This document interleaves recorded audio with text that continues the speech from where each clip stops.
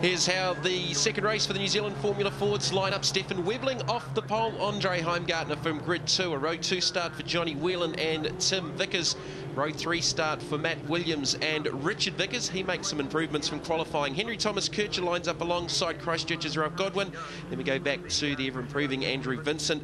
Brendan Leach, he's had a busy weekend. Steve Heffernan and Tony Graham.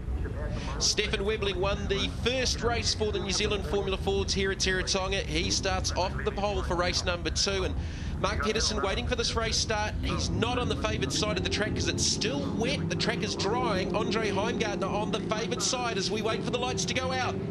And exactly what you said, Jamie, the inside row, normally the hard work or the reward for hard work. Grid 1 just got swamped. Look at that. Richard Vickers from, the third row has just stormed around everyone and will lead down to the first corner. Contact him behind. I think Webbling and Tim Vickers, look at that standing water. There's still a fair amount of water out there on the track. The track is drying. It stopped raining, but there's still some tricky places out there around Teretonga Park. Yeah, these guys, they're pioneers. They charge into these corners. They're trying to be as aggressive as they can, but they have no idea what the braking zone is, what the grip is and anything. So, look, these guys get through two turns so far. You got to take your hat off. Look, a lot of standing water in some parts, this part bone dry, so these guys, here we go. Richard Vickers out of the race lead. He's undone all of that hard work. Now, did he get some assistance? That's a good effort. He's gone straight to reverse by the looks of it going around, but that's certainly going to drop him back to the tail of the field. From 6th on the grid to lead through the first corner, it's all come undone through the infield, and Andre Heimgartner now leads in the Superlux number 5 Miguel with Tim Vickers in second. Henry Thomas Kircher. Here comes Matt Williams with a big dive up the inside and just overshoots the exit and loses 2 spots that he's just worked to try and get back up in the 4th. There's the peak antifreeze replay. I don't think there was a touch there, Mark. No, I think he just probably got on one of the white painted lines here, perhaps the curve, and fortunately just spat things sideways, and it just proves how quick these things go in the rain. There's Tim Vickers down the inside of Heimgartner for the race lead down into the southern loop. So this has been a big mix-up in the positions in the opening laps. 10 laps, second race of the weekend. As we said, Stefan Webbling won the first race for the weekend, his first win in the championship this season. Big twitch there for Heimgartner in the second position. So this really comes down to setups and what changes were they made from the dry conditions for race 1? Oh, I doubt they would have made any changes at all, but the problem is trying to get some temperature into that tyre, because although the circuit's dry in some parts, wet in the other, they just won't get any temperature, and that's why we've seen these cars just change in direction so dramatically in the middle of the corner. Henry Thomas Kircher up the inside of Heimgartner, thought better of it though. It's still quite wet on the back side of the circuit. It's a lot drier on the front, which they're sort of starting to approach now. There's not the spray that we're seeing. Vickers locks up the rears. He's going to overshoot. Oh, he did a good job to gather that back up. Just a lot of skill required, because that could have been a certainly different result coming into turn 7, because as we know, you're barreling in there at a fair old speed and there's water everywhere.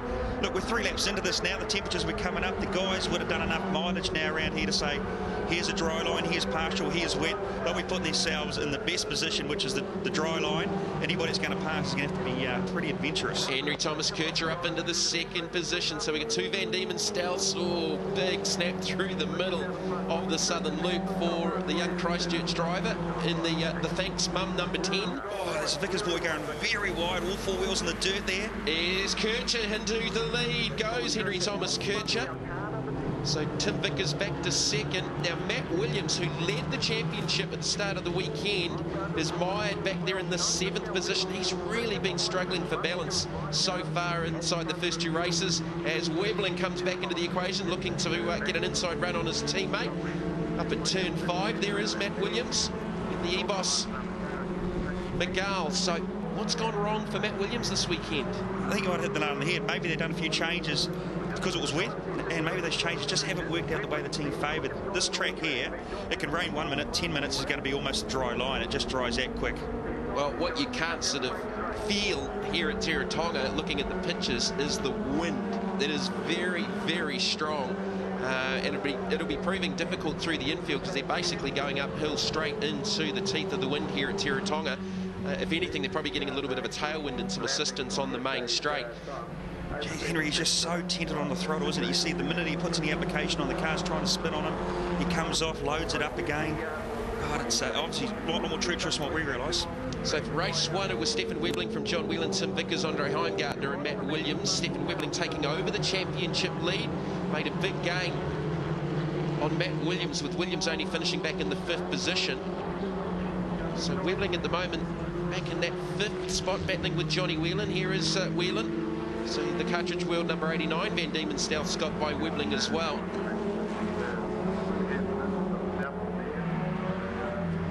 Lots of concentration needed. Here's Ralph Godwin with a big launch up the inside of Stefan Webbling. That's a nice pass. Oh, I'm actually shaking my head in disbelief because he made that look so easy, didn't he? He just come from a long way back. Obviously got a lot of confidence in that car. One thing about some of the older cars is that they can go in and they can try different things, because these new cars, they are just on a dime. You know, there's such a technical bit of equipment that the smallest changes sometimes will favour a very good dry setup. You've got to make a compromise for the wet. Yeah, new colours for Ralph Godwin this weekend as we go to the Pig Antifreeze replay. As you said, Mark, just made it look so easy.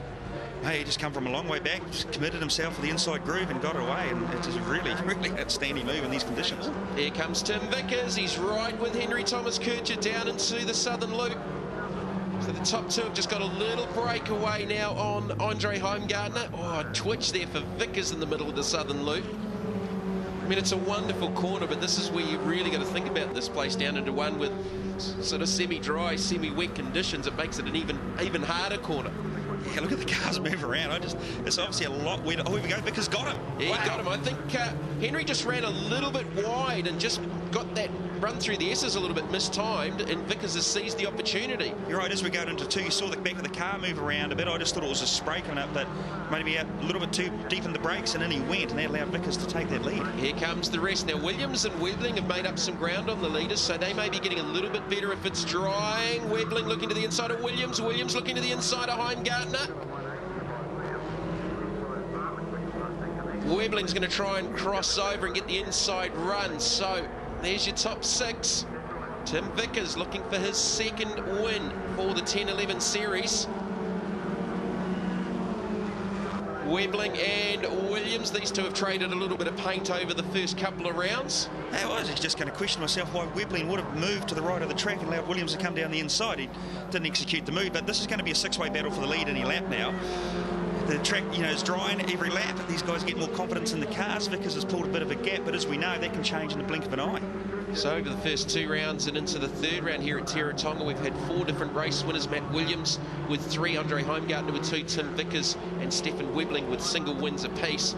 Vickers again just right on the limit of adhesion. The car's just twitching around, but the former Carter doing a very, very good job. Henry Thomas Kircher, Johnny Whelan. So this should have a continuing effect of really, you know, tightening this championship even further. Be interesting to see how the points sort of round out at the end of this one, as Heimgartner's trying to fight off Webbling, the 2 Superlux teammates. Here's the teams giving the information out over the pit wall. Again, right up against the pit wall. I reckon Ed Vickers is actually playing with danger, Jamie. You're watching it for the last couple of laps, and he's braking on the white lines, which, you know, given the lead he's got, he's kind of not allow himself any room for error. Because once you do that and you finish your brake on these white lines, because they're still slippery, the only thing to do is stage exit hard left into the grass. Just looking at the lap times, Johnny Whelan has set the fastest lap. No, in fact, Stefan Webbling on the last lap at a 67.351. So Webbling and Williams are definitely getting quicker late in the race. It just might have all come down to tyre temperature and getting the cars really up to speed. Maybe just a little bit too late, though. Yeah, some drivers have a lot of confidence and are prepared to take the challenge to the track, and in these conditions, to say they're pioneers to begin with, and the brave is rewarded every now and then. But right in this particular part here, Vickers is getting so close to the white line right there. Yeah, I just don't see any need for being that close to the white line in these conditions. Webbling up the inside of Heimgartner, looking for 4th as they look for the last lap board. Last lap run here at Teretonga. 2nd race for the New Zealand Formula Fords. Webbling to the inside of Heimgartner. He's going to try and tow Matt Williams through with him.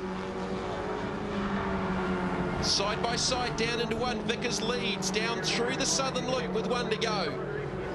Williams ahead of Heimgartner.